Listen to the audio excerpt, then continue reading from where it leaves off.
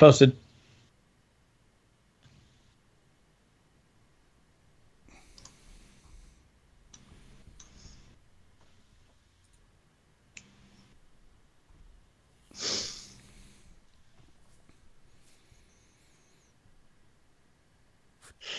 What's going on, everybody out there in game playing land? If there's one thing that bad publicity does is keep you guessing. This is about as most on time if there ever was an on time for us. Damn, there you go. Yeah. Thank you to those people who catch us live.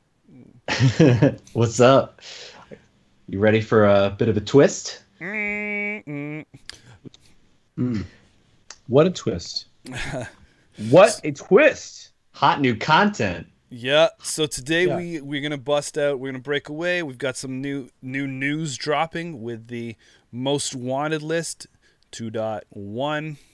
Hey. Crime never ends is the theme that they've decided to go with this list. Whatever that means. Yep. I honestly, I don't have a clue where they got it from. They're saying that these cards are so good that it's criminal. Yeah. The other one was arrest warrants issued. So. That's right. They're coming to your homes. They're going to check your proof of purchase on all your core sets. That's what ridiculous. they're doing. Yeah. Watch out. Hollis is already 1 minute and 30 seconds into it. There's some demand for some real talk tonight too. It's been a while. Gotta wind that shit up. You're gonna be the real dog. Yeah. We're gonna get there. And Nice. it can't be anything Black Panther related. I But it was so good. I haven't seen it yet, man. That's why. No spoilers. Man, No spoilers. so- Yeah, man. I won't spoil anything. I promise, Jameson, I won't do it to you. But is that the reason why the sudden workout kick? Yeah, actually.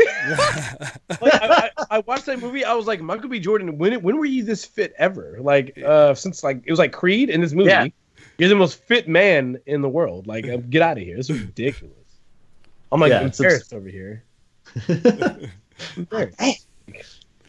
Help me, please. Like, Help me, help you. Yeah, right. Just say it. Okay, so let's dial this in here and keep focused. So most wanted list drops. Is I mean timing wise, it's really strange, eh? It's just like somebody snuck in and just left it there and then ran out the room. There's really nothing coming up that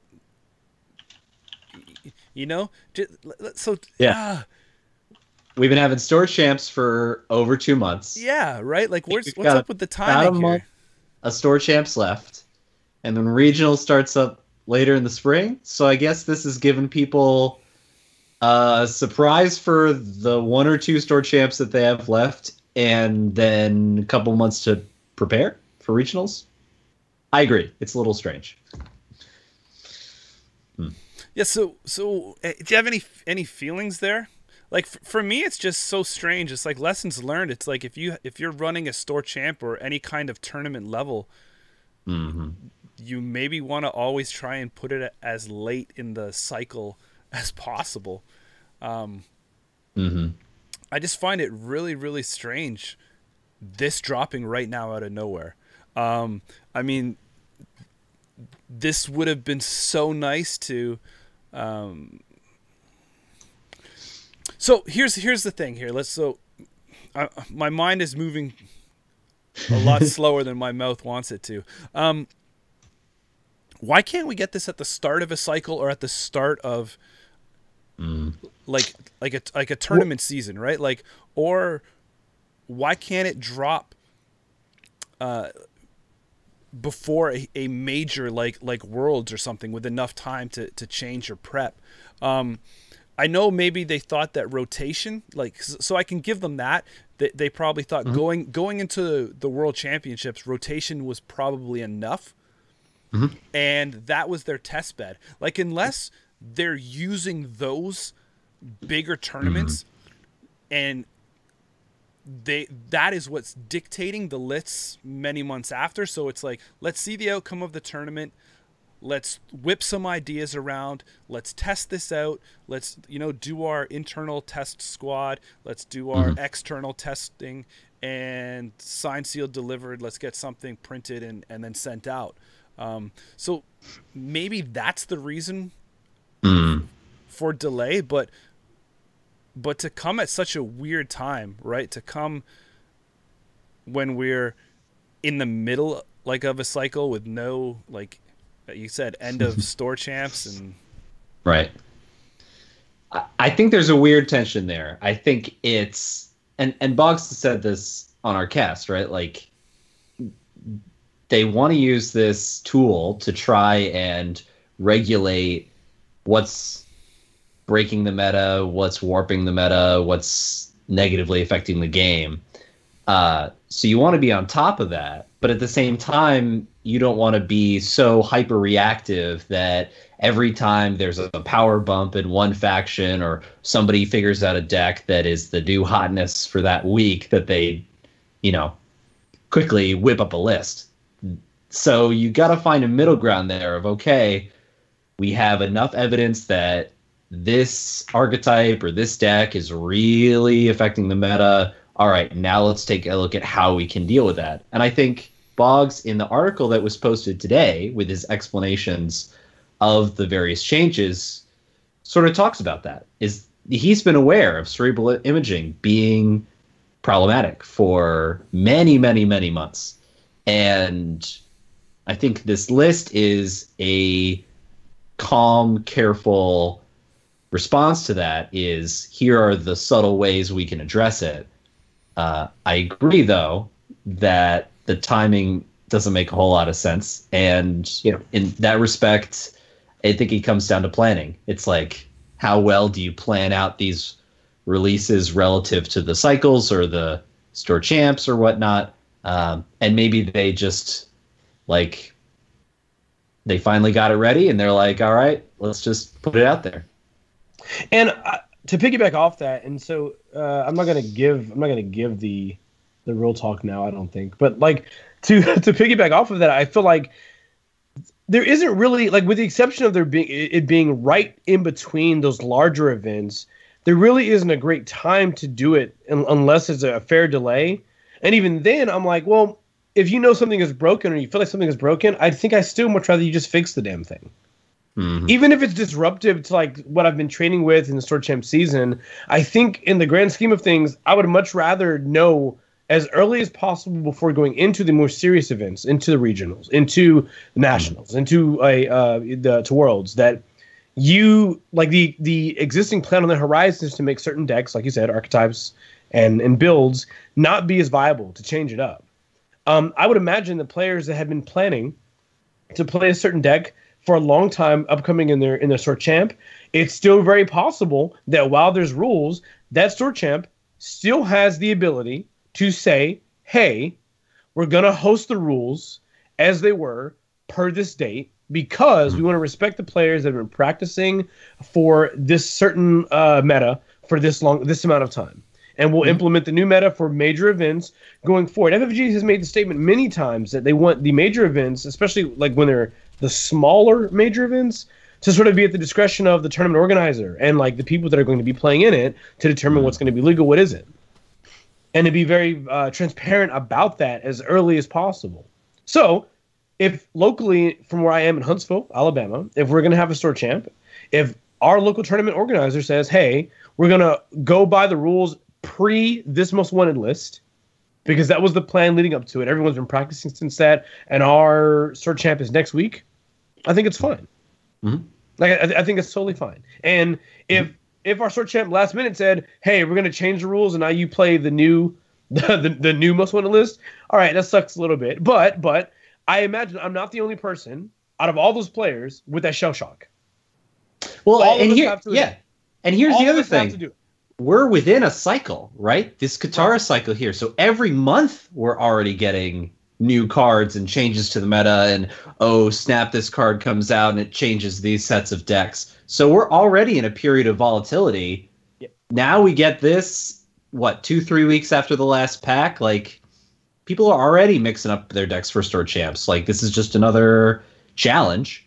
And frankly, I'm really psyched about it because I think it does cool and good things, and it's an interesting new set of deck building challenges. So I welcome it. I agree the timing could be more consistent or more logical, but it's kind of how it is. Yeah, I'm not hating on the release of the list at all. I just to me I just like to see the structure, and I like the playing field to be level, so we can see that the first store championship, like let's just use store championships as the example. Like the first store championship and the very last store championship are all built and measured on the same time frame, right? And that's because I didn't even like it before when you have the slate of store championships, and these people in the first half of the store champ season are playing with one card pool, and then the people at the end are playing with a whole different card pool.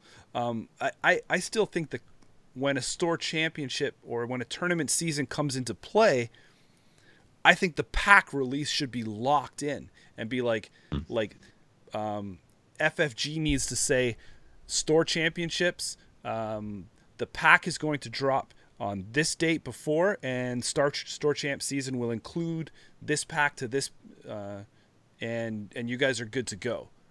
And we will still be releasing material during this time to keep with our release schedule, but what needs to happen is those will not be allowed to be included in this bracket of tournament play.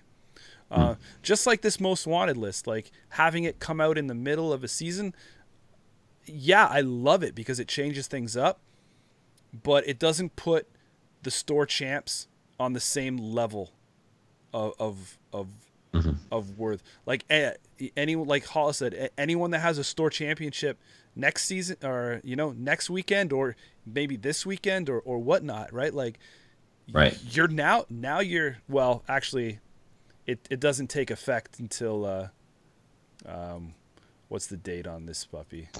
Monday the 26th. Yeah, so, but I've heard of people who are already like pushing for their store champ to be this new most wanted list. Like, because like Hollis said, it's got this not quite premier level, highest tier level of seriousness, so you could make these decisions.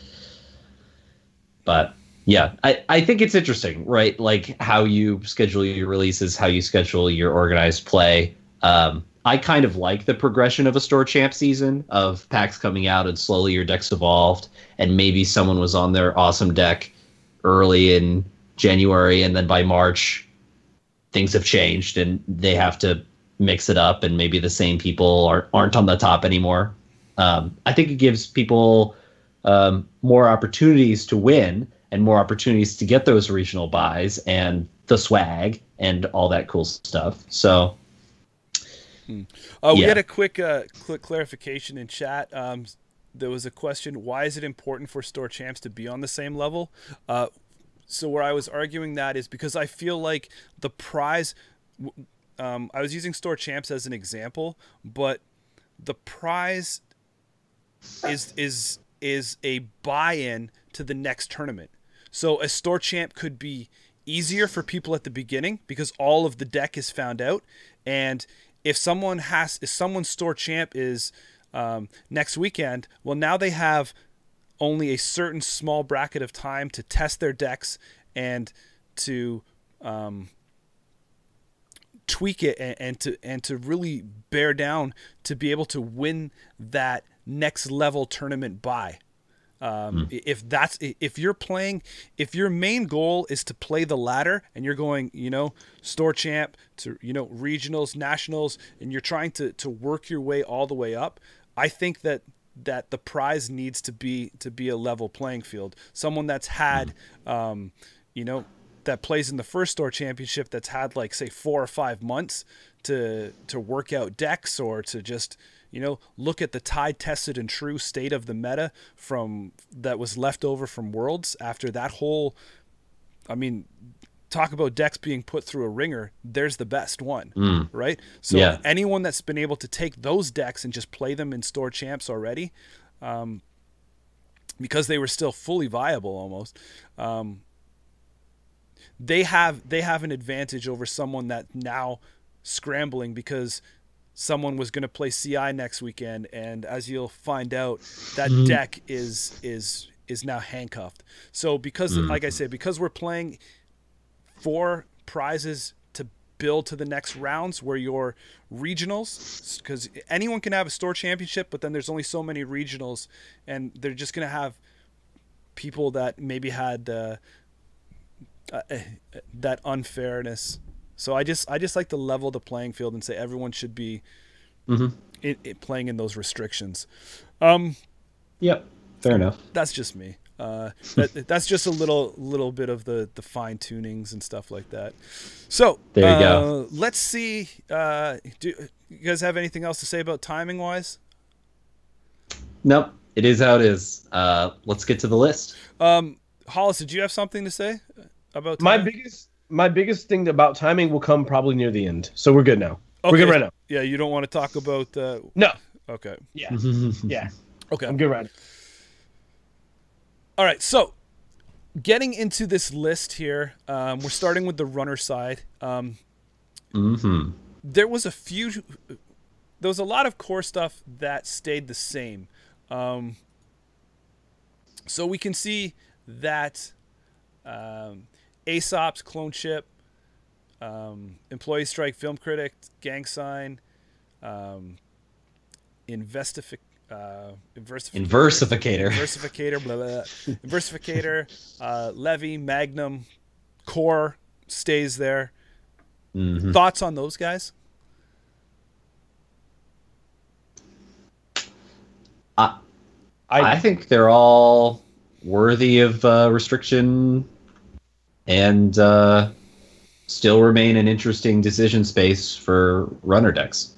So yeah, I have no issues with those staying. Yeah. I can't really put forth a good enough argument why any of those should come off. So I feel that great picks there. Yeah. Solid. A new addition to the restricted list, it's come off. It's peeled away from the removed list.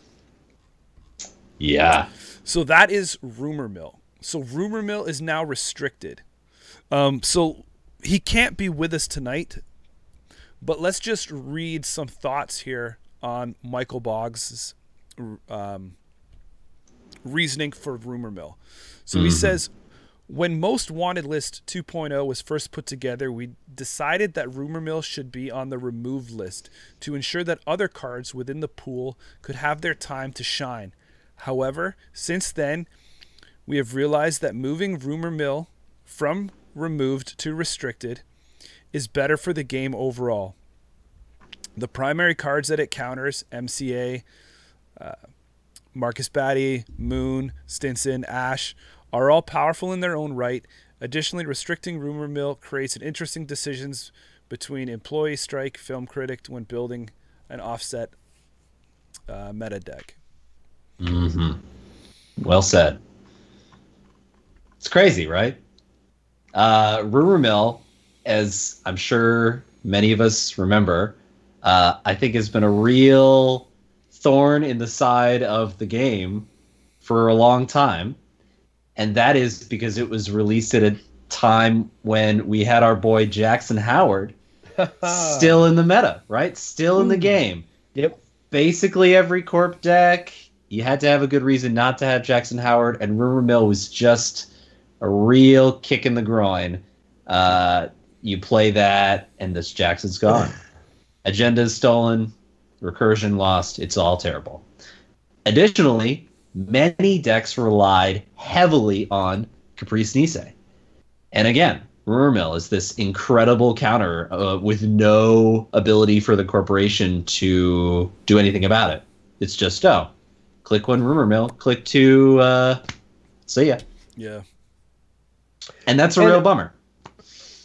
Yeah, like I think again they've covered it in the text here, but the biggest individual issue is the bulk of the cards that Rumor Mill was designed to stop are now out of the game, or they've rotated out, or have been restricted or banned. Right. So if that's the case, I think it's doing exactly what FFG has always wanted with this new implementation of the list. They can go back and say, okay, so it was fine on remove before.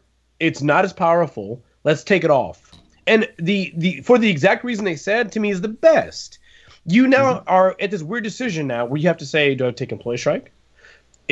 Are these assets and things like, or are these assets / upgrades rampant?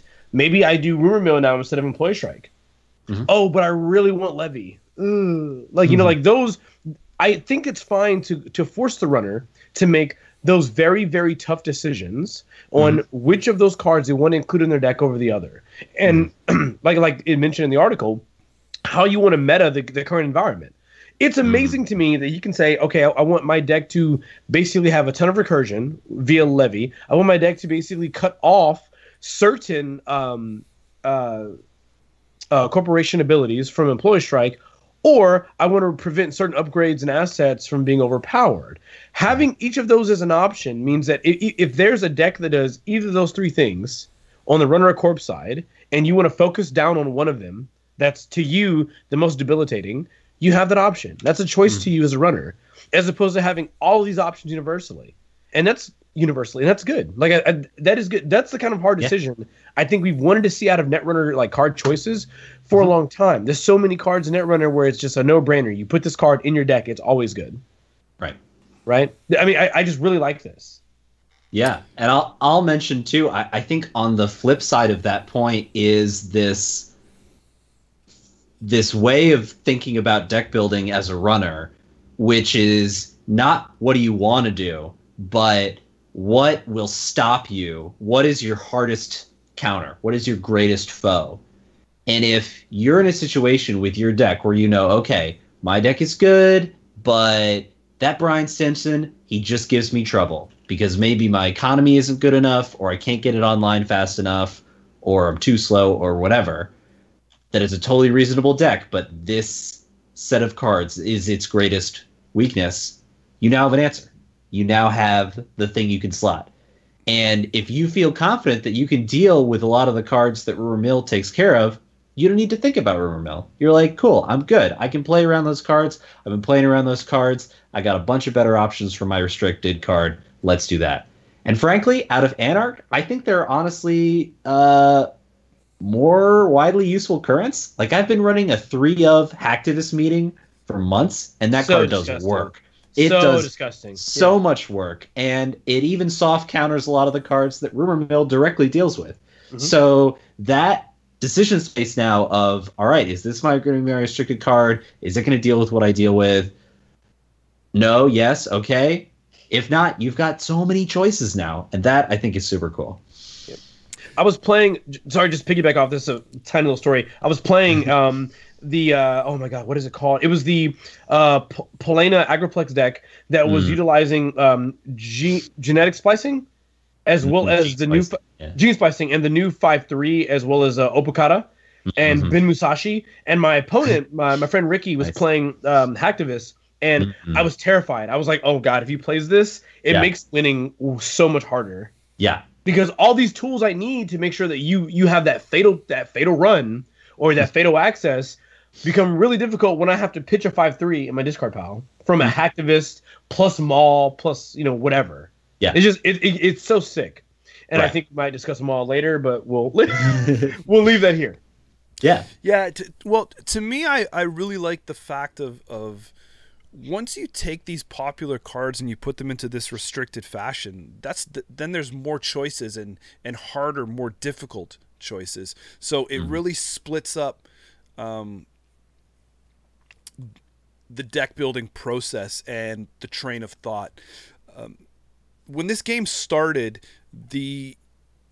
ability to be agenda flooded and having only one card in the game to really deal with it at that time with Jackson Howard was a real thing. Then you had Caprice came along, which again was linchpins in decks, staples. They were way too powerful. Rumor Mill came out and was just something that was the answer to these cards, but Rumor Mill went too far in dealing with it, because it blanketed not just those two issues, but everything. From that point there, after rotation, we know now that Rumor Mill is a card. They didn't know that Rumor Mill was going to be a card, so now cards can be designed with that in mind. And with the restricted list, Rumor Mill can go on the restricted list, and we don't have to worry about that level of power rising up again, because everything that was too powerful or before is gone. So great time to move it up, and it's also nice because it opens up different styles of decks again. It's nice to see the ebb and flow that could happen, because sometimes that's all it takes is move a card from restricted to removed, or removed back into the restricted pool, or take it off completely, right? So there's a lot of options that they have just to keep the game fresh and to switch things up very, very easily, right? Like a couple minutes of Photoshop work, and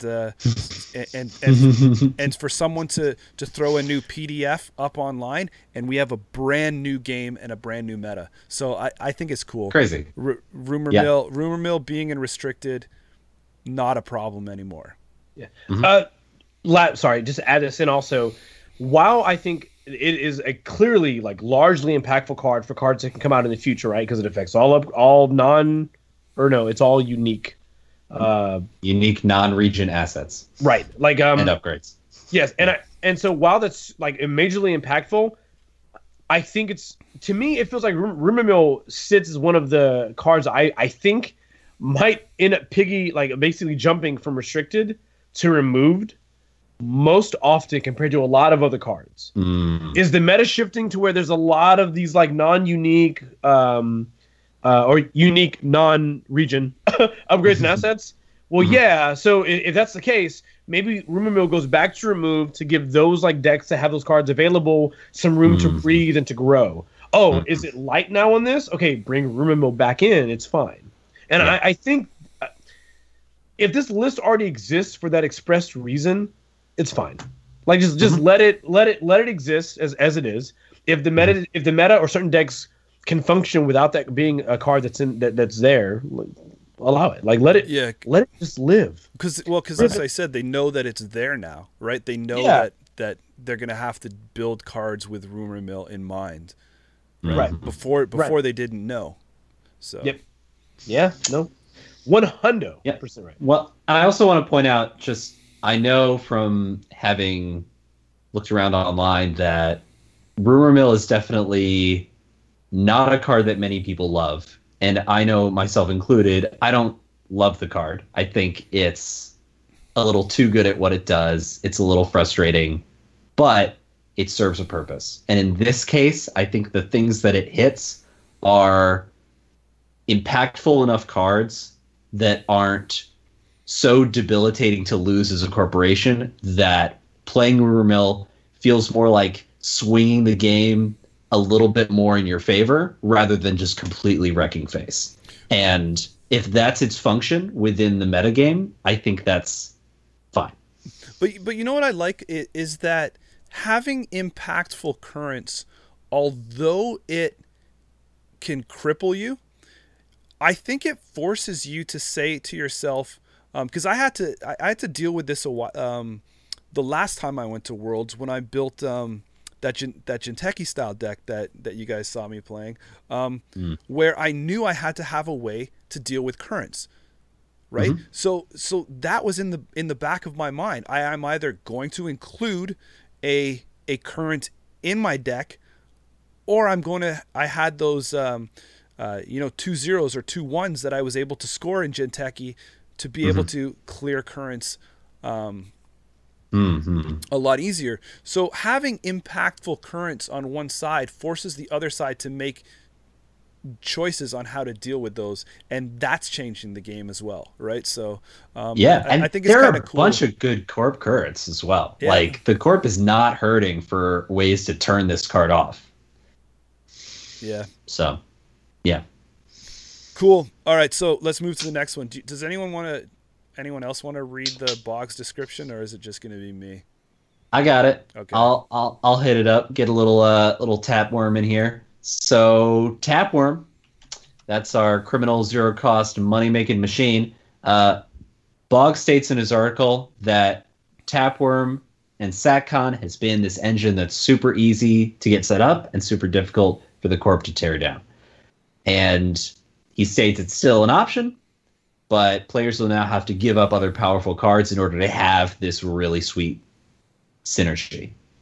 And I think pretty much all, I imagine, run into the insanity of Tapworm, 1 or 2 or even 3 sacrificial construct, and you just sit there as a corporation and go like, I can't get through this wave of money. It's just coming. You take a look at decks like last year's World's winner, Laguna Lock Haley. You'll be able to find these. We will mention a couple decks, and the links will be down in the description to the Netrunner DV deck list. So you'll be seeing those there. Yeah, and this is a deck that I think can maximize the effectiveness of Tapworm to a pretty insane degree. You get 3 of Peace in Our Time. You're getting your Tapworms and your Sacrificial Construct really easily with Haley, and that install synergy there. And you just hang out and make a bunch of money. And it's really good, but it's also really frustrating.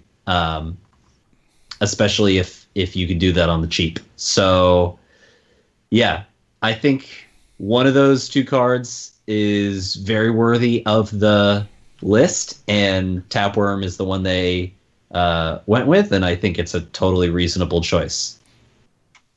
Were you guys surprised? I'm glad they dealt with this combo, because it is annoying as hell to play against. You could see that it was prevalent in Shaper, especially with the SatCon stuff. Like you said, you saw it in the winning runner deck for Worlds. We haven't seen Tapworm really utilized that much outside of this kind of combo, but we've seen SatCon used in weird ways, like this style. Are you surprised they picked Tapworm over Sacrificial Construct? Like, do you think it would have been more? Do you think it would have been more of a crutch to see SatCon on this list? I think the reason why they kept SatCon is I feel like they wanted to keep a very basic option available to all runners that SatCon provides. It gives you that cushion of turn 1, or whatever turn it is, doesn't really matter. Click 1, click 2, I make a run. I'm gonna blind check this, and you can trash your program. Well, no. And I feel like, especially when you consider like newer players, not even just experienced players, but just newer players, you want a card like SatCon to be something that remains unrestricted, because you want them to feel like they have that cushion. If you're a newer player, you want to know that just because you make a run to find out information about what's in the server, you don't just lose that program. I think ultimately that results in a negative play experience. Granted, of course, this is knowledge that's gained as you play the game more. But I feel like it's safer to keep SatCon versus safer to keep this card that abuses SatCon. Does that make sense? Yeah. Totally. I just wanted to have the discussion because I feel like it wasn't going to happen too because they pretty much just re-released Sacrificial Construct in the revised core set. So I feel that that there's going to be a bunch of cards and stuff that are going to be there to support the use of Sacrificial Construct, because it's been a card that's always kind of been there and used and pokes around. It's just weird because there's also that whole schlop of cards that kind of had to be, you know, unofficially errated or had weird rulings on and stuff like that because of the way they deal with Sacrificial Construct. So sometimes it could have just been a way like, you know what, we've got so much garbage here with SatCon, let's just kind of tuck it away. But yeah. I think it's still highly relevant. As Hollis was saying, I think it's super useful in a lot of decks at a really low influence cost. I want to point out too, and people in chat have definitely referenced this, that Scorpios is a really big consideration when it comes to getting your stuff trashed permanently. And Sacrificial Construct is a really nice way of slotting it in and saying, all right, I'm good in the Scorpios matchup, at least for a couple of key cards, that I can protect those and that Scorpios doesn't completely wreck me. And of course, Scorpios isn't totally defining the meta, but it's present. It's this looming threat. And SatCon is, as Hollis was saying, a really nice safety option, whereas Tapworm is this economic opportunity where you could find economy somewhere else if need be, but you might not get that protection anywhere else. So no, I'm glad it's safe. Yeah, cool. I just wanted to pose it and have the discussion there. Totally. Jameson just wanted to stir the pot. He was like, you know what? I got a pot here and a spoon. Let me just stir this. Make sure that the public knows. No, I think it's a great question. I agree. I think it's worth having the discussion on if SatCon was relevant to keep versus Tapworm. Cards that are removed there, other than the kitten going up, being able to see play again, no changes. Everyone cool with that one? Yeah. Personally, I'm still a little sad about Aaron Miron. I just had so many fun moments with that card, just drawing stuff, clearing tags. I'll just put it out there, personal bias. I hate being tagged, and so anything that could clear those tags with the wave of a finger, like Aaron's ease of tag removal, it was glorious. So I'm still pining for those days. The criminal in me is furious that it don't have that cool tech, but say Levy. Yeah, no doubt. It feels like it's just so close to being fine. You know what I mean? Like it's so close. Like make it a or. Yeah. And it's like you could probably be fine if you were or, but you do both. Why do you do both? Like you don't even need the card draw. Just getting rid of tags is good, but yeah. So anyway. Yeah. Do you think that's something we should see later on, is maybe cards like this just getting cleaned up? Like they could just, tuck it into the last pack of a cycle or the next pack. This is just the reprinted, version of it, right? Because technically it's removed it's removed. So, right. If that card is as powerful or stays as powerful as it is, it's never going to come back. Right. It's an interesting point. I don't know how feasible that is. I think erratas in the past have been fairly clean, if you know what I mean. Like they've pretty fairly kept to this, what the card does, and just kind of clarifies it, or maybe alters something very simple. But I don't know. That kind of errata, particularly a printed errata like that, I'm a little skeptical that would happen. Yeah. I'd say just take it off the list, or make it a restricted card. I'll be fine with that. Too soon, man. Too soon. Too soon. Hey, man. Criminals, they've been down on their hard luck recently. They need a little boost. That's all I'm saying. I know a lot of people feel like if they reprint cards that are like toned down versions of existing cards that are on the restricted or removed list, that it seems to kind of cheapen that card.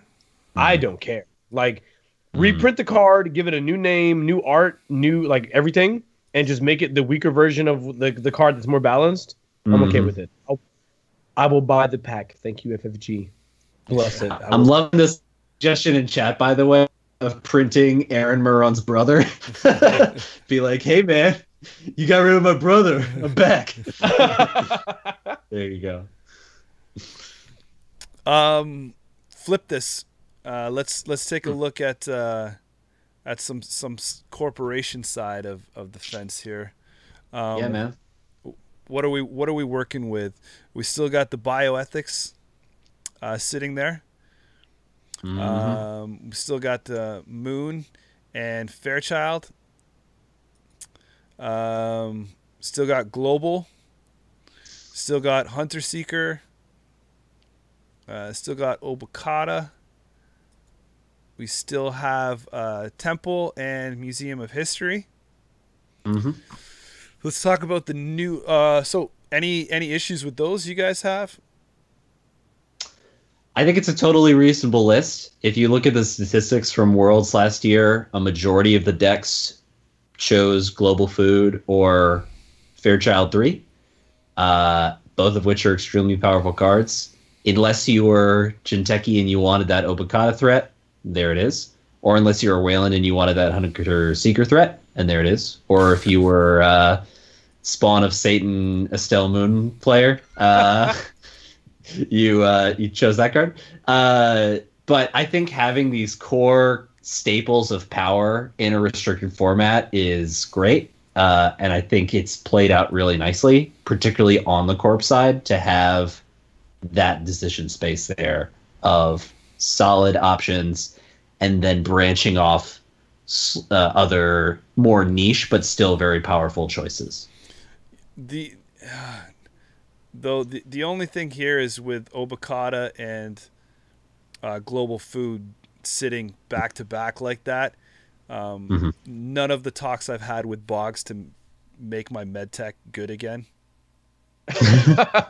Hey man, Jinteki just got a new 5/3. Play that. Really good. It's a good card. Good. Yeah, but I still he still broke up my my original love combo with those two.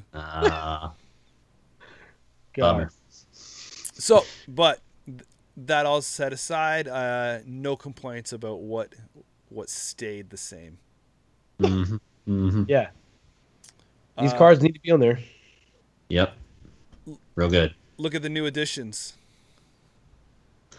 Oh boy. Number 1, Brain Rewiring. Yeah. So you guys were saying earlier you haven't seen much of the old Brain Rewiring, but let me tell you, it's popped up once or twice around here in the Atlanta meta, and it certainly was a big deal at Worlds this past year. Brain Rewiring might not be the most widely played card, but in the decks that it's played, it's pretty disgusting. So it's the 1/3 agenda that allows you to, when you score it, pay credits equals to the runner's number of cards. They get rid of those cards, draw 1 card, but oftentimes that 1 card is not enough. If you've got a Show of Force agenda or a Contract Killer handy, you can pop off 2 meat damage, easy peasy, and it's pretty annoying. It's one of those combos that, unless you have a very specific damage mitigation counter, there's not much you can do. And Boggs basically says as such that it's a polarizing card. It's either used for degeneracy or not at all, which is a sick burn. While it can be fun, playstyle it fosters is not healthy when widespread. Putting Brain Rewired on restricted lists either slows down the deck or makes the deck less susceptible to runs without the other powerful cards. So his point is that you can still do it. You just don't get any of the other awesome restricted cards that were boosting that deck up before. And again, that deck is in the description below if you'd like to see what we're talking about in those combos. And the other most of these corp decks you'll see have a common theme where they're built out of cerebral imaging. And the theme of this list, again, if you heard the last time Boggs was on here and we were chatting about the restricted list, how close he said he came to banning CI. What this list is doing is really breaking apart the various versions of CI. I think it's safe to say that it's essentially making CI less relevant and less playable without officially saying cerebral imaging, you are banned. Yeah, it really is attacking it from all sides, right? It's taking away a frustrating Mythic Ice combo. It's completely banning one of its most powerful economic options. And then from the runner side, it's saying, hey, all of those sweet assets you're relying on, they might just get rumor melt. So it's kind of boxing in CI to say, hey, it's still good, it's still playable. Like, if you like CI, it's there, but you're going to have to make a lot tougher choices, and you're definitely not going to be as fast or potent as you used to be. 100% agree. Yep. But anything else? Yes. So although it's a weird include here, it does need to be. Yeah, just that one style of CI among all the styles of CI, I think it was particularly frustrating. So, bye-bye, old brain rewiring. How about this Mother Goddess, though? You guys, old classic Mother Goddess. Spicy. Well, why is this one on the list? Spicy. Any ideas? Yeah, this one here is because of a trend, again, I guess I started like a couple years ago. Wow. Okay, well, all right. Okay. So you're taking credit, Jameson? Be clear, you're taking credit? No? Well, I'll tell you that Loki was the icing on the cake. I didn't have options to play such a powerful card that Loki is, combined with Mother Goddess and Excalibur. I only had Mother Goddess and Excalibur to do some kind of weird shenanigans, but Mother Goddess, again, let's look at what Boggs had to footnote about it. Similar to brain rewiring, it's rare to find Mother Goddess in a deck that isn't trying to do something unfun for opponents, especially in conjunction with Loki. An AI-less runner can be permanently locked out of multiple servers at once. Again, while this is a combination is still possible, the deck that uses Mother Goddess will have a lot of other powerful cards to choose from. Yeah. I think it's a pretty reasonable include. I've run up against this combination of totally Mythic Ice a couple times, and in the wrong matchup, it's pretty rough. So it's just taking away another option. Or it's not taking away, it's making a harder choice between options and not being able to have everything. I seem to recall, even like before the current decks we looked at that were I want to say were CI that were using Mother Goddess and Loki. There were decks before this where they would use a combination of either Trap Ice or Mother Goddess. Before that, we were dealing with these. If you recall, we were dealing with Grail replicating Perfection decks that would use Mother Goddess as well. Because you could gain Mother Goddess's like subtype, and that'd be very hard. And that was beneficial for early game where you could say, "I'm going to protect this server. Hope you have an AI." Do you not have admin? Well, I guess you don't get in. And ultimately, I think it's working counter to the way they want Netrunner to overall like to function. They want you to say, okay, AI can break anything, but like they come at a higher cost, and then you have the three main breakers, and you have to go tutor or search for those.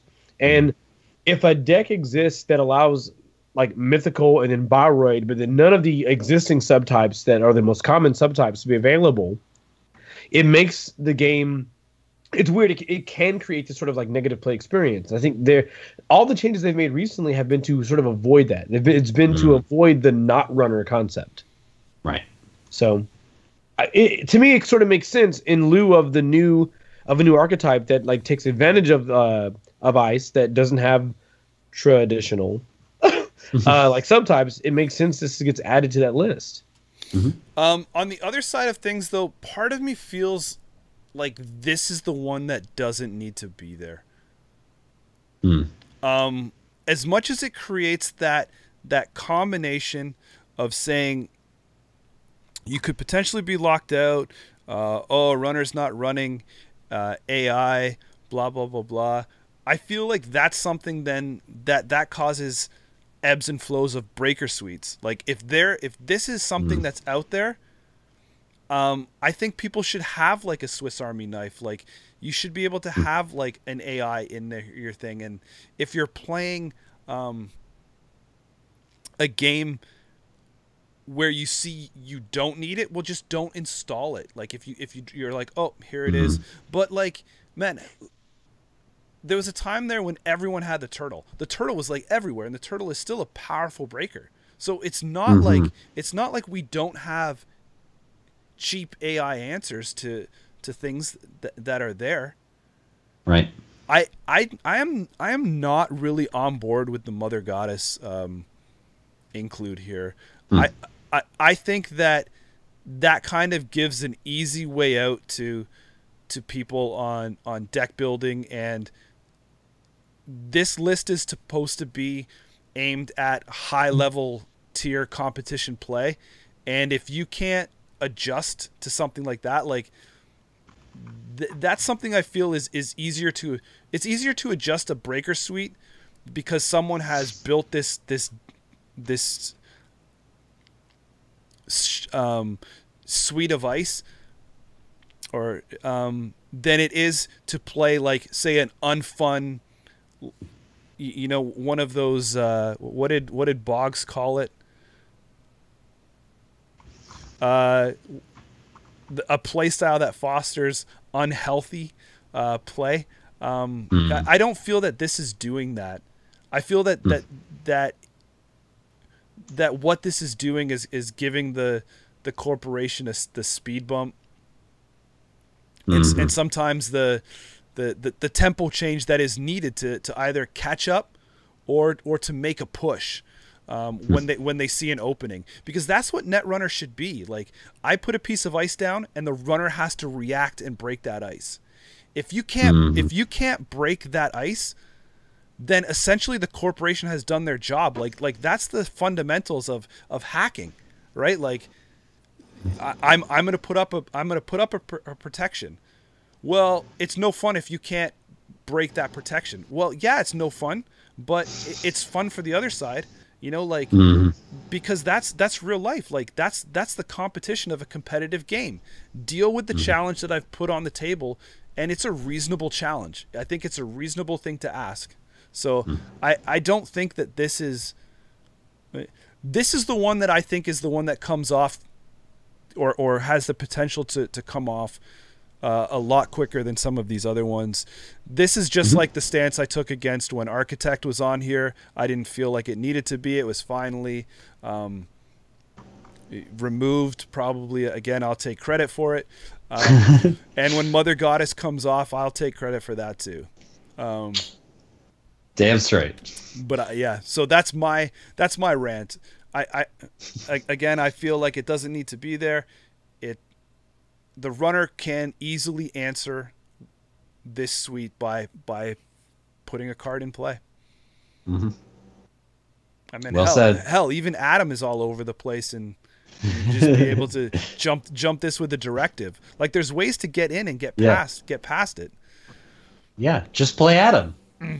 Answer's right there. Yeah. There you go. Well said. Well said.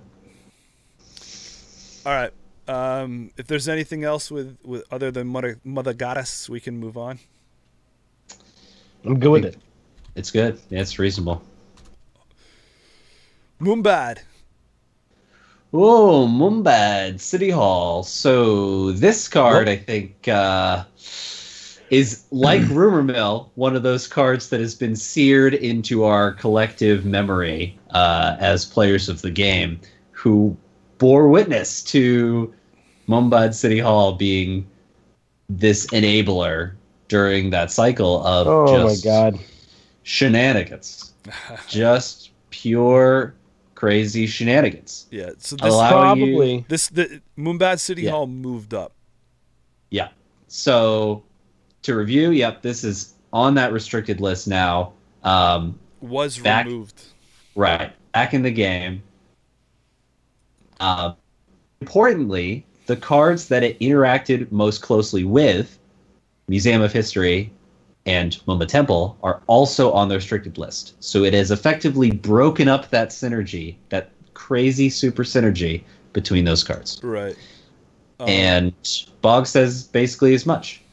And in his estimation, the best way you can use the card now is probably with Consulting Visit, which allows you to do a 3-cost, 3-click, 2-card combo to play an operation, which is it could still be quite good, but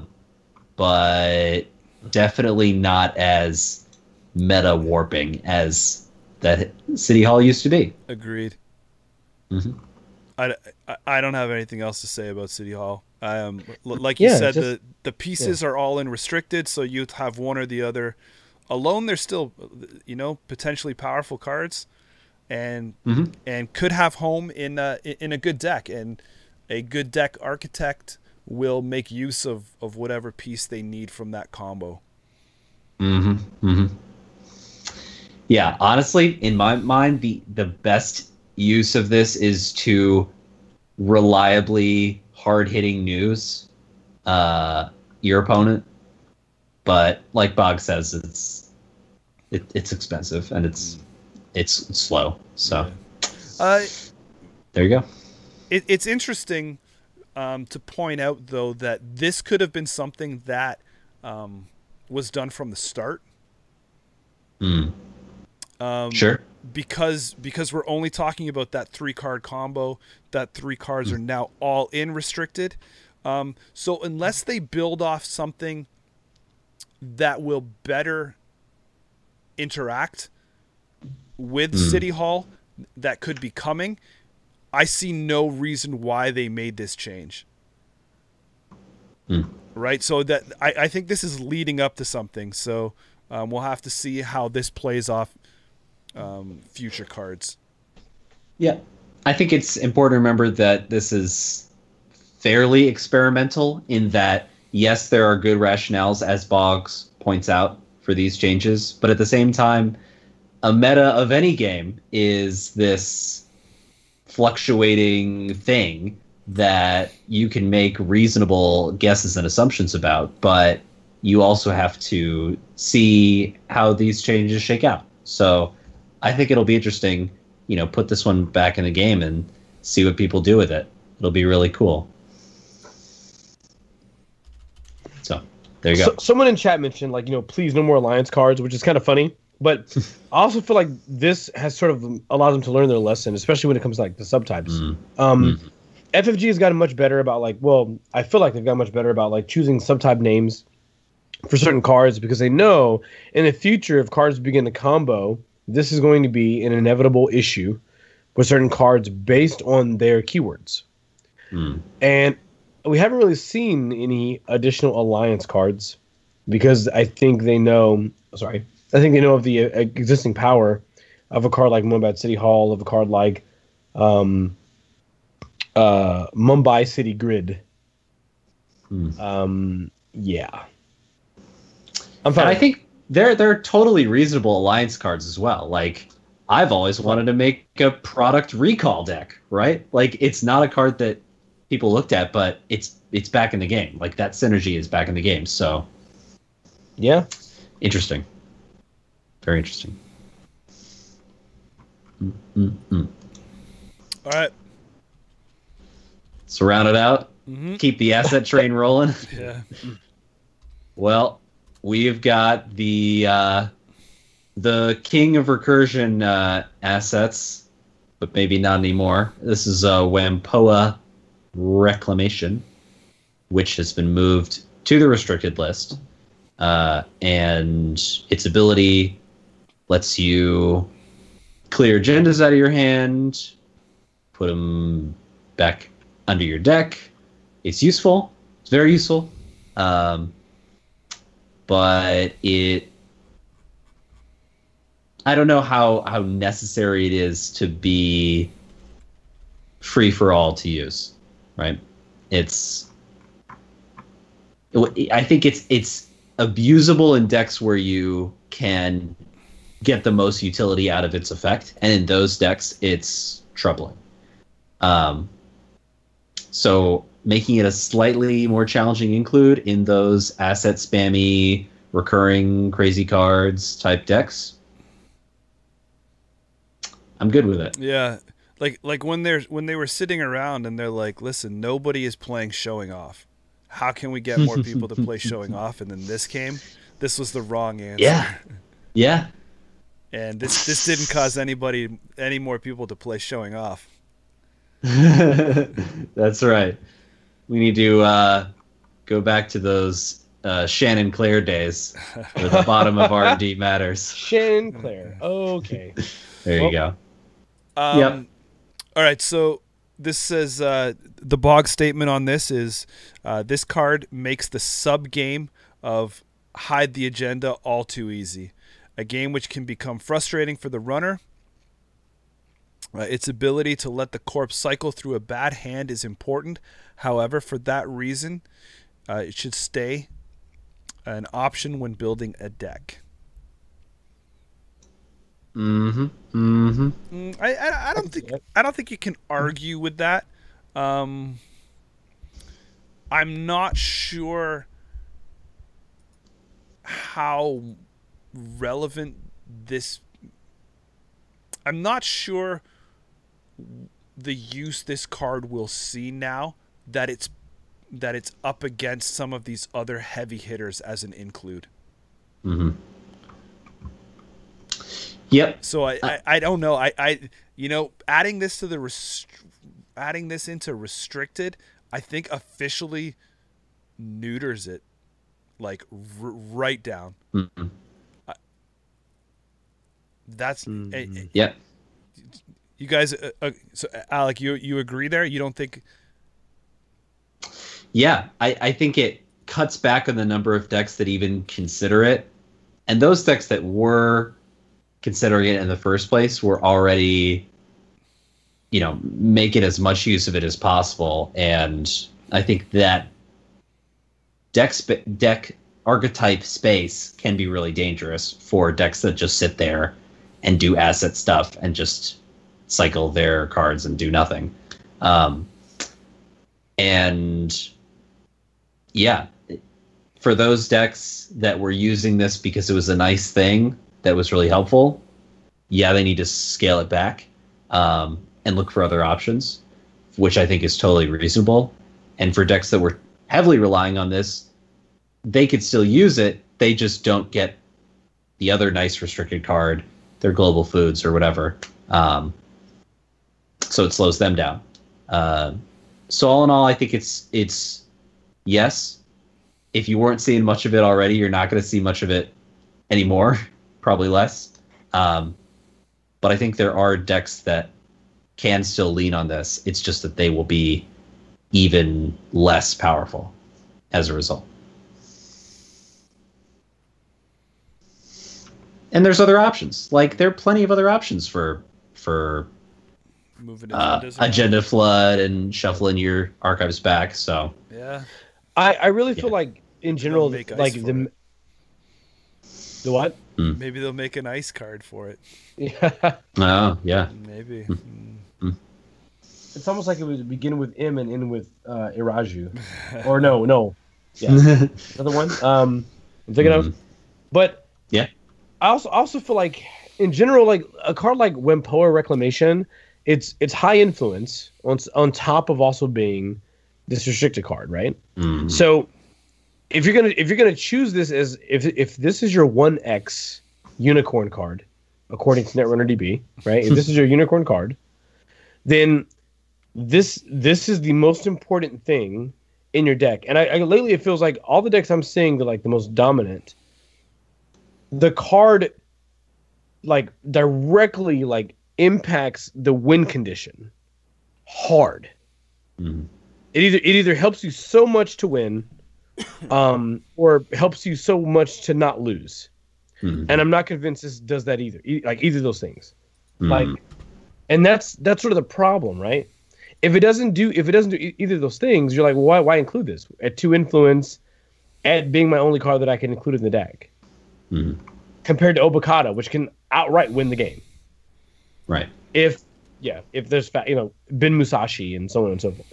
So I don't know how actually good this card is at the present moment. Being restricted is fine. I think that its power level is such that you can't just have it not on this list. But yeah.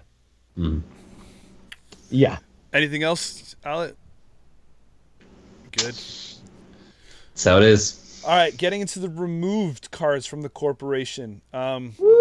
We're still seeing Clone Suffrage. We're still seeing Friends in High Places. We're still seeing Sensei Actors Union. Agree.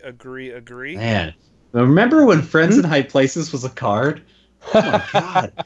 That feels like a half-remembered nightmare. Just this, like, fugue state of what is happening with this game. But I feel the same way about Sensei Actors Union. Like, that card was nuts. Yeah. It was insane, right? Right. They res it, and you just go, like, oh my god. What's happening?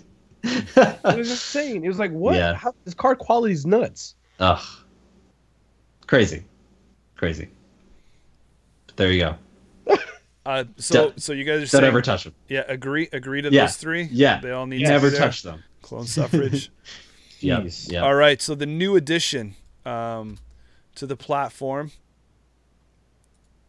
is obviously Violet level clearance. Whoo boy! If we were looking for a swift rebuke to cerebral imaging, this I think is the clearest indication that ID needed some work. Save the big one for last. This is the mother right here. That stops things. What does Boggs say about this? What's his reasoning here?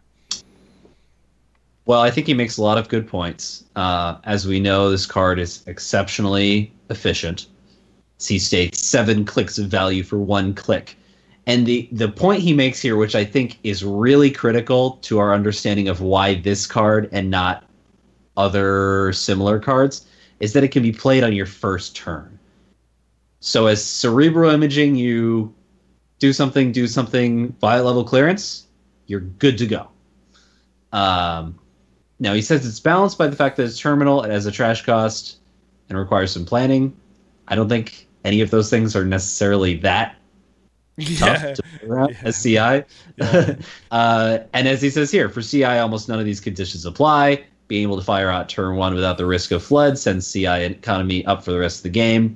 By removing it from the arsenal, the deck slows down to the point where it's still fun to play, but also fun to play against. Boom! And there you go. That is the rationale, and I think it's totally reasonable. It's like, you know what? You can play that hedge fund turn 1, you can play that IPO turn 1, but you don't also get the cards turn 1. So it's taking you that couple extra turns to get set up, to get the cards in hand, to get the money you need. And as a runner, that gives you a few more turns of time to be like, all right, what's my game plan? What's my econ? Let's get that set up. Let's go. Let's start pressuring. Or sit back and prepare for the moment where I need to go. So Yeah. Yeah, I mean, Solid choice. a couple things. Solid choice to be on the list. Mhm. I mean, I feel like he was being a little too nice in his write up there. The card is balanced by the fact that it's terminal and has a low trash cost. Come on, this card was not balanced from the beginning. No. Yeah. It had one reason and one reason only, and that was to sit inside a CI deck. And that's it. That's it. Right? And then where he's saying by removing it from the game, CI's Arsenal, the deck slows down to the point where it's still fun to play, but also fun to play against. Oh, it'll be fun to play against because you'll be able to win now. Hey, but it ain't. Say it. But Say it. CI ain't going to be fun to play. CI, you know, this is who was the mayor of Value Town? That person had heavy violet level clearance. Oh yeah, it's a 3-up. It's like it's so good. It's so good. Yeah, and I think the only thing that was super true about it is basically this card was too efficient. Like you said, 7 clicks of value played on turn 1. This set the opening pace for CI for eons to come if they had that opening hand. It was good game. Yeah, crazy. Yeah. So I don't have anything else to say about that at all. I'm just happy it slows down. I'm happy the CI is gonna take a back. Well, not necessarily take a back seat, but I'm happy that the speed at which they can ramp up cards and economy is slowed down to the point where it takes a bit longer to get to that eventual win situation for them, where they don't have such a great advantage comparatively. All right, so let's get into a little bit of a talk. I feel like this is where we're gonna open it up and be a little more flowing now. What was missed? What corrections could they have made? For my money, I think that NGO front was missed on the most wanted list. This card should definitely be restricted. I don't want to say because it's so new that it should have been removed, but definitely like precedents were already set where cars were just coming out, and all of those beeps are messages. I can't read any of them because it will shift the whole screen. Never mind. It's all good. We're good. Okay. So if it was something important, I can't get to it right now. Nah, it's good. Keep rolling. Keep rolling. So NGO front. So the precedent was set that when cars are newly released, they have been added to most wanted list in the past. NGO should have been added. This card is already being played heavily everywhere. I believe it is, if math serves me correct and the stats that I have seen, it is almost in 40% of every deck out there. Damn. Since release. Real good. Damn. Like, that's amazing. That's very, very high. This card, I don't know if it was properly balanced by being neutral, no influence. I think this card is insane. Like, we haven't really talked about it on the show yet, but this card is off the charts powerful. Yeah.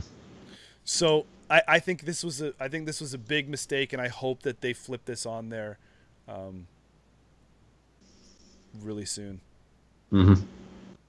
Yeah, I think I agree. It's a really potent candidate. Super powerful. It feels like a restricted card, right? When you see it, you're like, damn, that's absurd. I wonder, though, if, like with Whampoa or with Mother Goddess, I'm gonna put this back on you. Does restricting NGO front kill the card?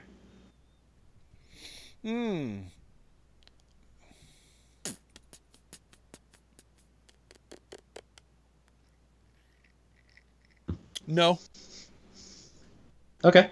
Yep. No, because I think what that does is it plays more into a trap style build. Mm-hmm. So what it's going to do is give you what I feel that what I liked about this card, and where my mind went with it originally, was in it's really hard to do something with advanceable traps if they don't get run, or if you invest into something and you can't use it. Like, do you remember when you had like only a couple advancement counters on a Ronin, and then somebody ran it and trashed it, and then you're like, well, now I've wasted the install and the partial advancements that I've gotten there. At least with a card like this in a trap style deck, I can put it in there, I can put something on it. If you run it to waste that bluff or something, I can res it, and then I can still get gain from investing advancement counters on it. So I feel it does have a home, and it's something that I would look at in that kind of bait and bluff, but not to the extreme that it's being used in, say, Heavy Glacier or some of these other ones, where putting this down behind a good solid scoring server, having somebody run in, drain them down, you're creating huge scoring windows. Because not only have you taken runner economy, but you've now boosted your own at the last minute, and being now able to turn around, slap a heavier agenda down there, and open up a bigger scoring window where you're now potentially scoring 5-3s instead of rushing a 3-2 or something like that, right? So I think that this card would have a home and would be more controlled if it was restricted. Not to 40% play, but yes, yeah, it does have a deck style that it can still survive in. I think those are all totally fair points and would be totally reasonable justifications. I feel personally, like is there an if? There's an if when personally, I want to see how this card shakes out. I think it's currently the new that sweet hotness. I almost spit my whole water over the. What do you mean you want to see how it plays out? I'm telling you, man. But I think it is. It's interesting. I think it encourages this interaction and encouraging this bluffing thing. Like, I'm actually glad that scoring windows exist now. Like, that's a thing in the game of Netrunner, is a scoring window. And if this card helps you get there, like, that is pretty cool. So counterpoint, if this I know that anybody who wants to go back and listen to the show and about what we talked about is failed mechanics and things like that. We have talked heavily in the past about expose being underappreciated, underutilized. If the reasoning behind NGO front is to boost the inclusion of expose effects, okay. I can see that happening, because now we have to be sure of what we're getting into more than ever. It's not just Expose going to handcuffage and techie deck. Now Expose could potentially handcuff a Glacier deck, even more so, because you being confident in the run that you're making.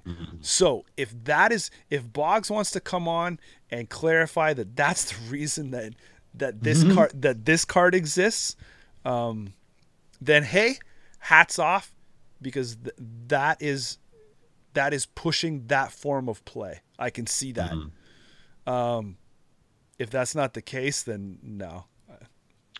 But doesn't it also encourage like skillful play? Like the Expose is helpful in making sure, but if they just like, if a corp tosses out a card double advance these days, I don't know. I feel like NGO fronts are pretty obvious, at least in the last few weeks. I don't know if people are going to get better at bluffing them, but yeah. Well, so okay. So to me, part of it is that I think we're sort of burned from the Jackson era, where we had a card that gave us a unique advantage that was to our side that the runner never got to touch, and then if they ever got close to it, we could just you get a trash ability that gave us an additional benefit. NGO works in the same with the same concept. I can install advance or install double advance this card, and when you approach this card, you go through. We talked about this pre-recording, but you go through my ice, and then finally you're there. You're like, oh, all right, I'm past the data loop, and I'm past this other garbage, and here I am. I'm going to go for this 5-3. Oh, well, you gain those 8 credits. And while the thing is, like, losing a click and 2 credits to gain 8 is not a great value for you as the corp individually. You would say maybe you gain 2 to 4 credits in that run, right, total. The fact remains is you took a run from the runner, which in the present game is so significant. Where there are so the economic options are much lower in overall total credits that they would gain per turn. It's a lot more significant. It's pretty harsh. And when I add that to it, I'm like, oh my God. So I can install a double advance this, force you to make a run. You make the run, and now I've crafted a window.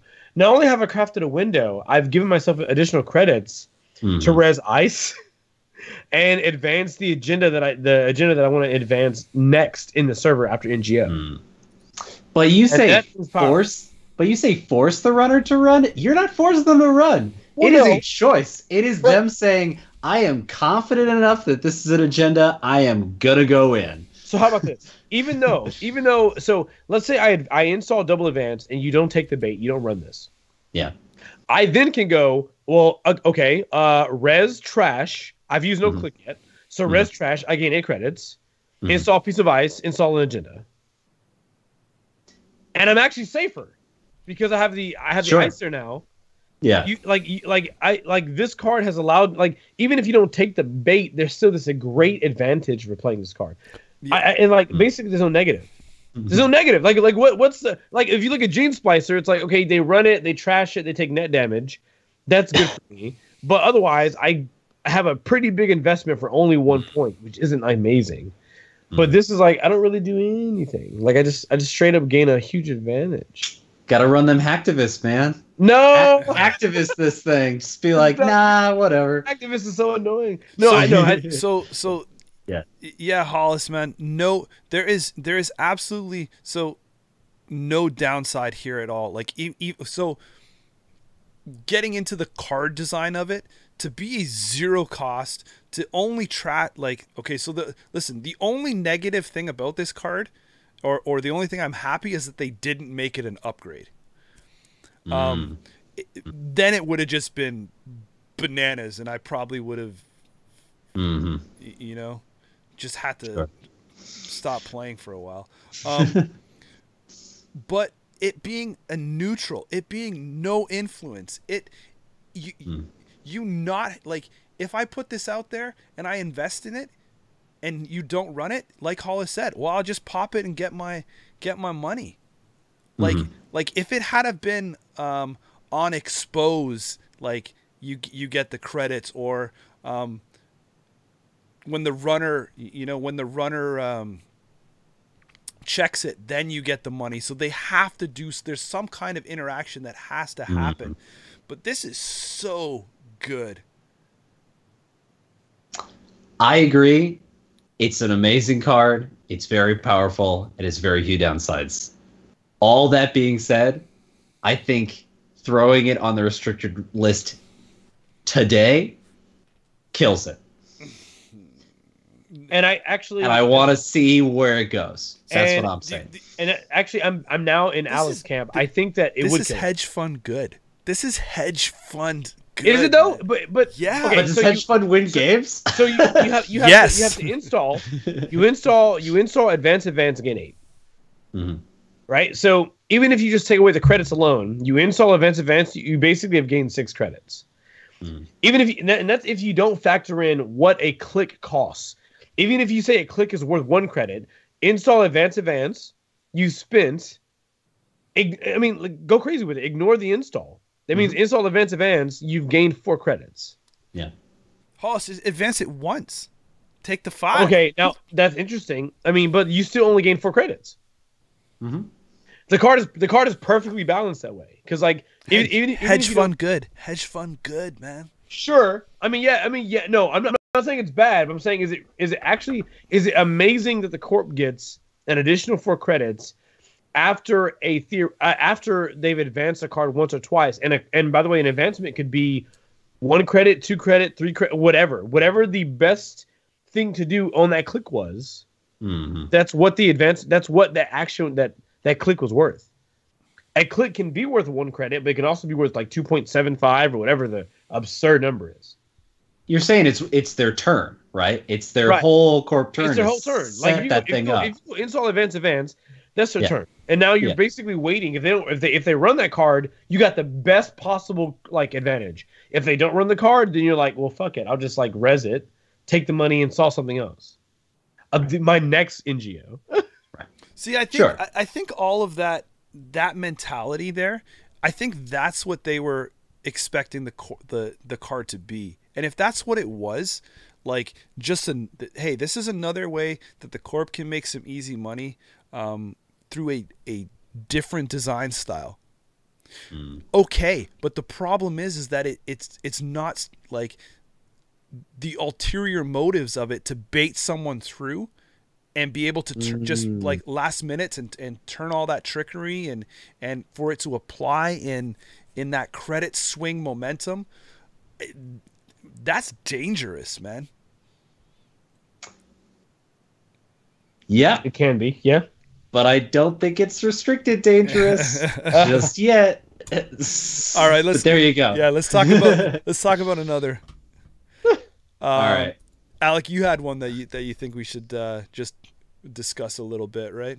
Yeah, briefly. I just want to touch on old Brian Stinson there. Clearly a card that we've been seeing quite a bit and has an incredible effect when it works. And with the onset of new cards like Economic Warfare, which we'll talk about in the next week or two, like that consistency of that combination just gets better and better. And it is a punishing effect. It is a punishing card if it catches you in the wrong moment. That being said, Rumor Mill is now back. So this is a way of fighting against it in some circumstances. I am not totally convinced that that is enough to deal with this card in a meaningful way. And I think restricting it does not kill it, as opposed to NGO front. I do think there are still decks that have those transactions, that want that credit differential, that want to just jack their credits up and then hard-hitting news or whatever they're doing, that would still run it and just be slowed down in those other ways that restriction does. But it's a hefty card to deal with as a runner. You got to stay above that credit threshold, and now you got to stay above 10 credits. Like, give me a break. 5 to trash, give me a break. It's so good and it's so abusable, and for that reason, I think restricting it is a reasonable decision, even with Rumor Mill back on the list. There you go. At a 5 trash cost, it's pretty intense, right? Like at 3, I think the card's still playable. So like 5 makes it so that, especially in the current economic environment, we're seeing the trend where assets that are like very largely beneficial have a lower trash cost because that's the leverage. A card's really good for you as that one faction or as that one side, but they want to make sure that the other side is able to get rid of the card very quickly, very easily. So the best cards for you are the most volatile because they can easily be trashed. But my boy Barney, or Brian, excuse me, my boy Brian, is able to say, well, this IPO's in my discard pile though. Like, are you gonna trash? You can trash them because if not, I'll just gain 5. Or no, I'll gain way more than that and just remove them from game for this one. Yeah.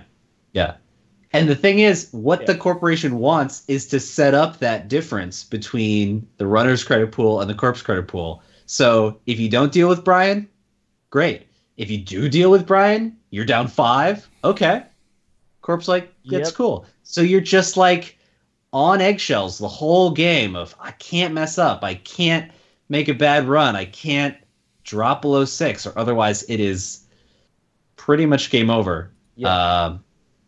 And for that reason, it needs a serious look, in my opinion. Yeah, this is one that I was thinking about too, and I was on the fence about right now, kind of bobbling back and forth, because I think it really handcuffs what they're able to do with transactions.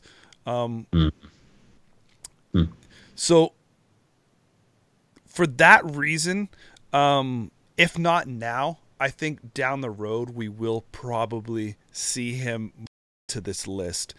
The card I don't feel like is sitting in a good spot balanced wise. Like Hollis said, the 5 trash cost is really heavy to come in and get after. And maybe Brian Stinson should have been a trash to use effect. So maybe he's the one that should have been removed from the game rather than the transaction. It's a lot harder to get that transaction back into your hand, then play it again and do all that stuff. But when you are Stinsoning over and over, ignoring all costs, to me, that's the change that could have affected him if he was a one-time use. Pop Brian, remove him from the game. Yep. I mean, if you needed it, you could have had, two more Brians somewhere else, right? Oh yeah. But I do that all the time. but that being said, like, again, that only gives you potentially 3 uses, right? So right. Yep. Yeah. It's potent, and it'll continue to be potent, I think. Yeah. It just puts you on this knife edge of you cannot make a mistake or you will be punished. Yeah. That's pretty rough. Yeah. There you go. So, do you guys have any other corp ones that you think you want to throw out there? Because those were the 2 that stuck in my head. NGO was my first vote. If you gave me a second, I really have to sit down and see about Brian. But good discussions there. On the runner side, I think it's safe to say that we've already touched on a bunch of points where I'm in the boat where I think right now that Hacktivist is more destructive than what Rumor Mill is. So it's strange to see. I am more annoyed to play against Hacktivist than I am against Rumor Mill. Yeah. That's fair. I think it's 100% active. I think it does more damage, man. Sure. But the interesting thing about Hacktivist is that as a corp, you have some degree of control. You have some degree of like, all right, they just played Hacktivist. Do I now res? What are the cards in my hand? Can I afford to lose one of these? Whereas Rumor Mill just says, nope, it's all shut off. Whatever you're trying to do, bye-bye. You've already committed to it, bye-bye. And Hacktivist hits you before that commitment. It hits you before you res your pad campaign or whatever. Or rather, it's visible before you do that, so you make the choice. Yeah, but if you don't make that choice, then your whole game plan is shot, right? Like regardless, this is really putting the screws into you. Maybe not. I've been in situations where the corporation will res assets through a hacktivist because they're like, I need to do this. But they've made that decision knowing what they were going to lose. And I think that's reasonable. I'll also say I'm pretty heavily biased in this situation because I kind of have an intense hatred of that kind of asset spam style that Hacktivist is so good against. Yeah. So I kind of just love Hacktivist because it counters the thing that I don't like. But yeah, I think it's reasonable to consider. It is very powerful. Yeah, I hope they're giving it some good thought. Like when I see Rumor Mill on there and I don't see Hacktivist, I just start to question. That's all. Sure. Next up, let's stay within the Anarch faction and talk about Ma. Ooh, Ma. Yeah. It's really good. That ability to just pluck randomly the cards that the corp needs right out of their hand is just brutal. Like it is so bad. It made me play 3 of preemptives in multiple corp decks that require a combination of cards to be held in HQ. I'm like, I can't lose these. And if I lose them, I need to get them back. Well, you have to be hurting this the most because you're playing against Weeks' Alice back in the day that leveraged, like he was just cha. There are Anarchs all over the place around here. Yeah. It's so rough. You basically shouldn't. You just don't keep cards in hand. It's not worth it. It's a strong card. It is a heavy cost, but you are getting a huge benefit. I think it's the effect that can really frustrate people because it is random, because it is hard to counter. Like, what do? You just don't install things that they can access, but they still get the trigger off of centrals anyway. I definitely would not mind this being restricted.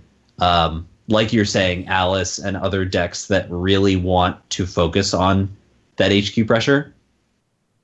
Again, I think it does not kill the card because those decks would go to that effect. I would have to see more testing behind it. I haven't given this one much thought. It didn't really stand out to me as needing it, but it is interesting. H? Well, I mean, my biggest issue is that Maw fits into this category that they've obviously tried to avoid to some extent for Netrunner, where this non-interactive aspect, you make a run on HQ, you make a run on R&D because it's any central that is in archives.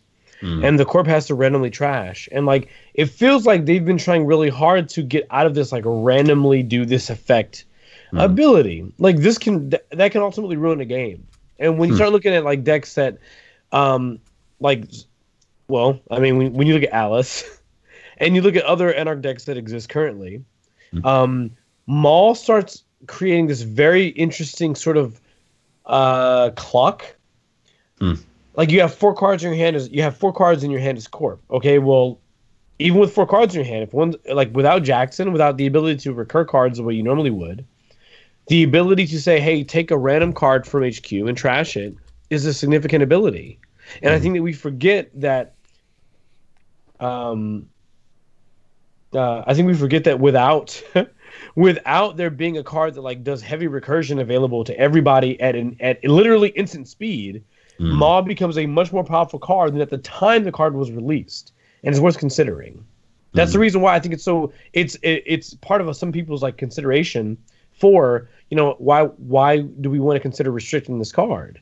Because it adds this non-interactive aspect. And I say non-interactive not because I understand you have to run, but it's a byproduct of just making a regular run, and you hit a piece of ice in HQ.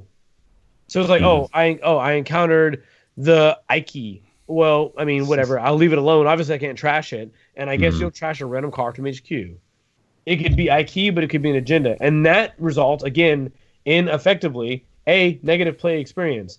They want to make it so that the good decisions in the game, are made on purpose, not by accident. Most of the time.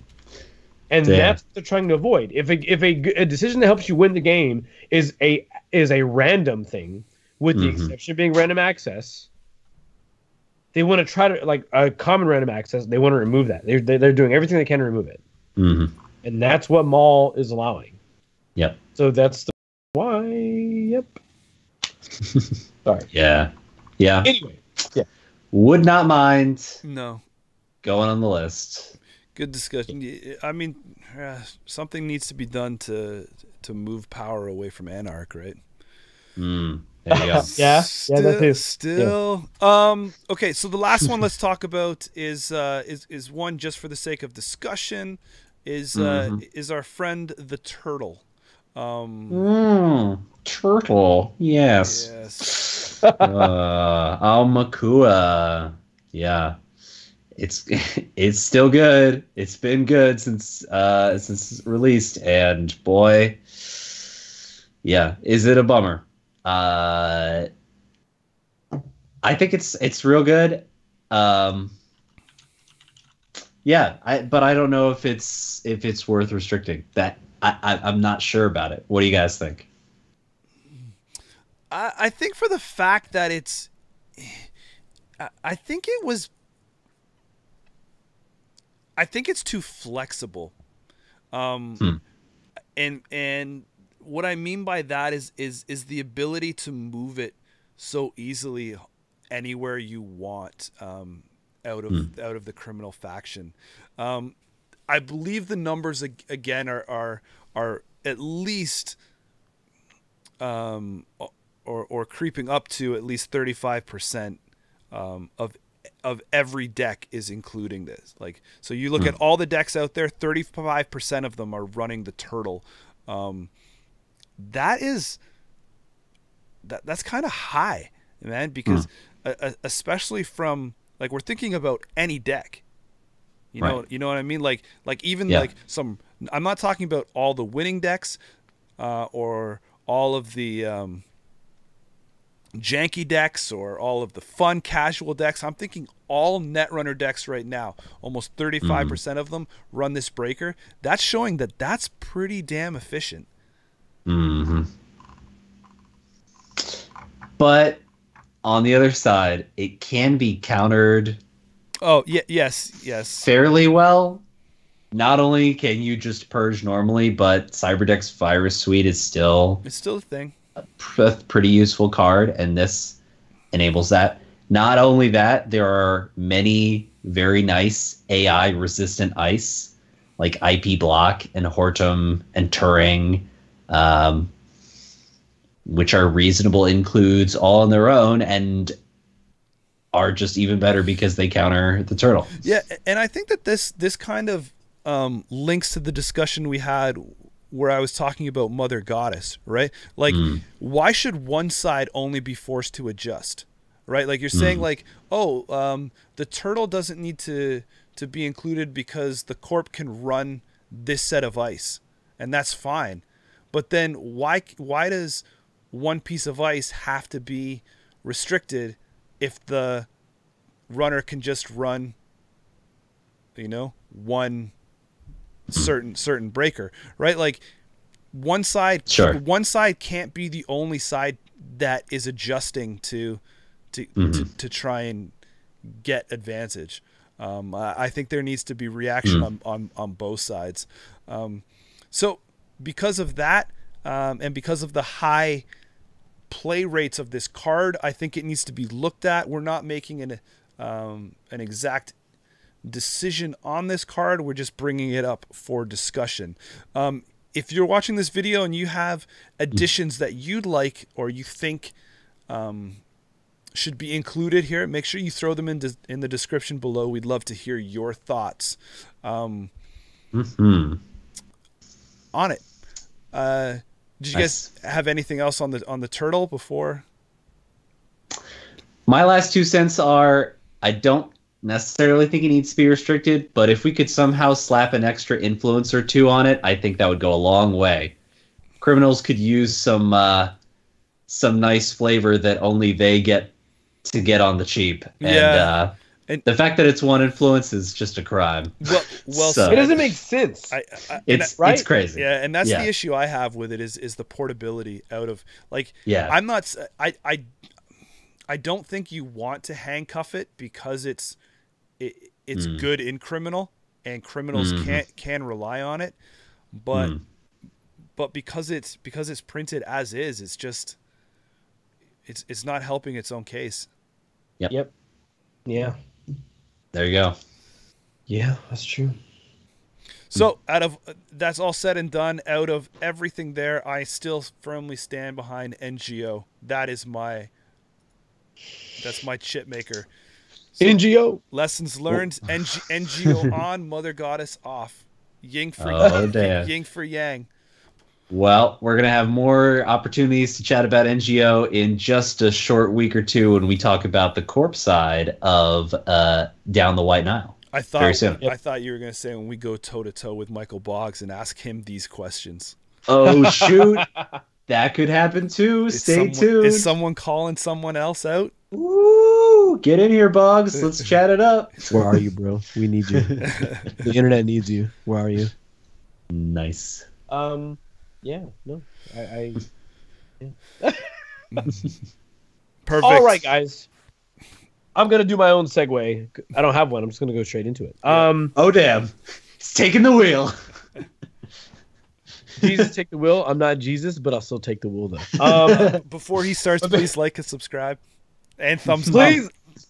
Please like and subscribe. Thumbs up. Give us the love. Do it. We also have a sponsor button. If you guys like the discussion this evening, feel free to be a sponsor. Throw a few dollars. Will make us holler. Holla. That's why you got to get it in before the real talk, because you got to get it in. Who knows where this is gonna go? No. So believe it or not, this is actually going to go the direction that you probably thought it was going to go, James. So here we go. So this is my real talk for this evening. When I look back at Netrunner over the past 2 years, and keep in mind now, I started playing in February of 2013. So the game came out, or the reboot of the game came out at Gen Con at 2012. So August, October of 2012. And that makes me sort of a more elder-ish person of this reboot. And I will say that the immediate thing that caught my attention in Netrunner was that they at the time did not have cards that were banned or cards that were restricted. And even at that instance, when it was being discussed, Lucas had made a point to say, hey, we're doing really good with the game. And one of the things we're prideful of is that we haven't had to make those changes. Now, of course, fast forward an additional 3 to 4 years, it's not the same anymore. A combination of new cards released plus oversights and other things that happen. I mean, it's a living card. Like, you're gonna make mistakes. To think that they could ever be infallible was ridiculous. So cards, new cards come out, and now all of a sudden we have decks that are very dominant and changes have to be made. And we're at the stage now in 2018 where they have the ability now, with the existing rule sets that they've implemented, to ban a card, restrict it, errata it, whatever, anything on that spectrum. I know that people may be upset about existing store championships that are going to be affected as a result of card changes, as a result of cards being modified for restricted or removed. But I could not be happier that they are in the process of doing this on the fly. If I recall correctly, 1.5 years ago, we talked about this. We talked about how often we wanted to see it updated. And even though we said, hey, we would prefer it if it's like every month, every 3 months or whatever, we said what I think I said, and Jameson said, and Corey said, and Alec has said, has been, if a card is a problem, throw the forum out the window. Just fix the fucking meta. Pardon my language. Just fix it. If the meta is stale, if people are bored, if they're tired of playing, just fix the game. You can apologize for it being for the shell shock right now, but I think every player just wants the game to be fun. They want to have a good time. When I sit in front of my opponent, I want to know the decks I'm playing are decks I feel good about playing. I don't feel like I'm playing this deck that I'm pretty sure has a 60% win rate all the time, and it's not interactive, and you can't do much about it. Like, that's only fun for so long. Eventually you say, hey, switch it up, change the game a bit, improve cards that you may have made mistakes on. So the fact that they've released like the existing changes to the restricted and the removed list all of a sudden, to me, it's groundbreaking for the game.